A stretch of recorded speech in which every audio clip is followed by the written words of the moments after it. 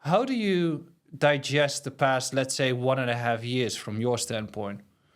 So I think quantitatively, the 4-year cycle is no longer relevant in the causal sense, meaning that the amount of new supply that is affected by the halving, for example, that's kind of the key catalyst for the historical 4-year cycle. That used to matter in the first three or so cycles. That was a tremendous difference in the number of new coins hitting the market. Now that most of the coins have been mined, the annual kind of supply inflation rate for Bitcoin is well under 1%. It's a much bigger factor, the percentage of older coins being sold than the halving. So I think that from a fundamental standpoint, the halving and the 4-year cycle is no longer relevant.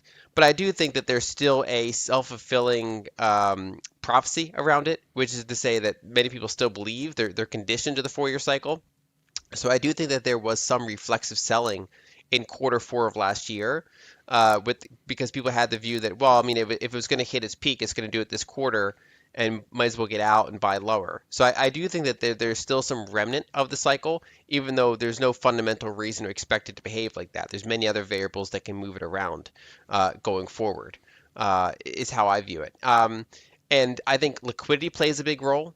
I think bubbles popping plays a big role. So, for example, in the summer of 2025, some of those MNAVs on Treasury companies just got really out of hand. I mean, Strategy, less extreme because it's bigger, but I mean, it was over 3 times MNAV at its peak. Metaplanet, got over as late as June of 2025 was at like 8 times MNAV. In some of their earlier parts, they were higher, but even when they were pretty big, they got to an 8 times MNAV at one point. Many others were just euphoric.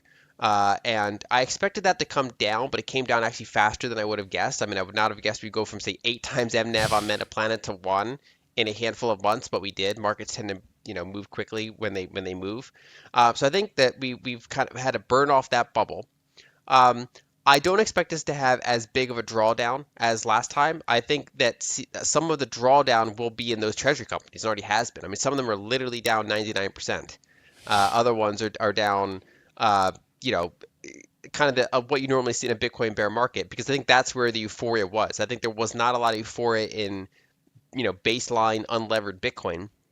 And so I think that, while it's obviously been a pretty severe market downturn, like something like 50% at this point, a little over at kind of the intraday lows, I think that we're not going to see one of those, like, 85 or 90% drawdowns is my base case. I think we're closer to the bottom than the top. I think most of the pain's behind us. Not to say that the bottom is certainly in, but I think the worst part of the sell-off is behind us.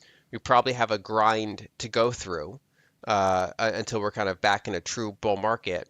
And I think that, yeah, the most of the pain was in the levered entities.